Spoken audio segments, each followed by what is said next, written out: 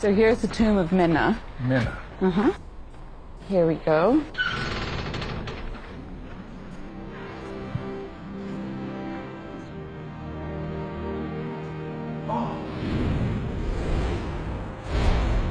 Oh, look at that. There we are. That's Minna over there. And he was the scribe for the god Amun, and he oversaw the lands of the god Amun, and also over here you can see this big harvest that he's checking out. It's great. They're harvesting the wheat. This artwork is 3,500 years old. Yeah, 1370 BC. And it hasn't been touched up. These are his scribes. He's overseeing the scribes. Precisely. And I'm going to get back to the States. I'm going to be a hieroglyphic expert. you are, indeed. Now, let me show you a little something about how Minna gets to go to the afterlife.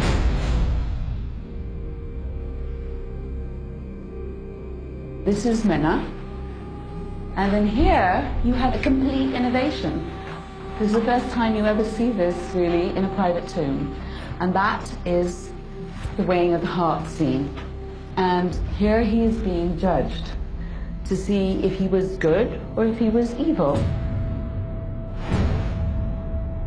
In front of Osiris, the god of the underworld, Minna's heart is weighed against the goddess of truth, Maat. While Thoth, her husband, writes down the judgment. So it's almost as if it's a cliff notes for him. Gotcha. Cliff notes. So if you're lying or stealing or cheating or doing anything evil, the whole thing is the fact that it reflects on your All of that weighs heart. on your heart gets heavy. I have a heavy heart. Yes, And with a heavy heart, you're not going to go to heaven. that's right. You won't be able to have liftoff, basically. Good, well put. So in this depiction, his heart is indeed in balance, right? Right. So he's cool. Totally cool. All right. Good to go into the afterlife. You would think that that would be the beginning, at least somehow, of the Judeo-Christian ethic, as it were, in terms of good and evil in that.